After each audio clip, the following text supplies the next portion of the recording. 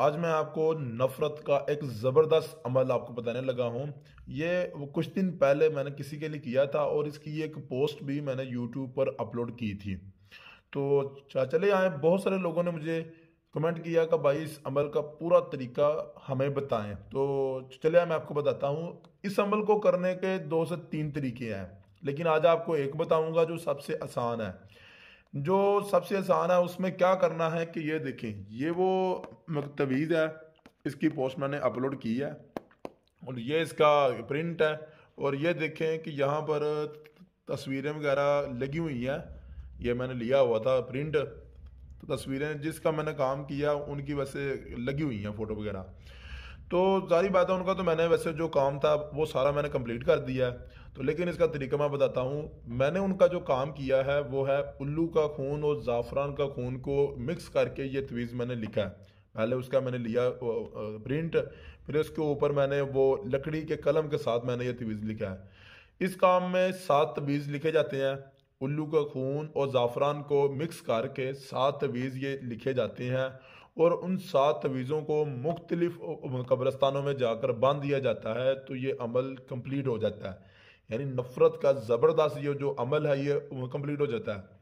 और चले इसका दूसरा हल अभी भी आपको बताता हूँ। का दूसरा हल ये है कि अगर आपके पास उल्लू का खून नहीं है, ज़ाफ़रान है, तो आप ज़ाफ़रान से लिखे। फिर आपने 7 नहीं लिखने, फिर आपने 7 से ज़्यादा लिखने हैं, फिर आपने 14 तवीज़ इसके लिखने हैं। तो उसी तरह आपने मुख्तलिफ 14 कब्रस्तानों में जाकर बांध देना, तो आपका मसला हल हो जाएगा। और अगर आप ज़ाफ़रान भी नहीं है आपके पास, तो फिर आप क्या करेंगे मैं बताता हूँ। अगर आप ज़ाफ़रान नहीं है तो आप इसी तरह का एक प्रिंट आप लें जिसमें दोनों की फ़ोटो लिखी हो, दोनों का नाम और माँ का नाम वगैरह लिखा हुआ हो। यानी ये तवीज़ आपने उसकी, यानी कि आपने लेनी है जो प्रिंटिंग है, और एक कम 50 प्रिंटिंग आपने लेनी है, यानी 7 फिर एक कब्रिस्तान में आपने 7 तवीज़ बांधने हैं। फिर यानी 7 दिन का अमल है, एक दिन में 7 तवीज़ आपने बांधने हैं और लगातार 7 दिन अमल करना है। और बांधने आपने किस टाइम है? इशा की नमाज के बाद। ये ना होगा दिन टाइम आप चले जाएं तो उसे बांध कर आ जाएं, ये नहीं हो सकता।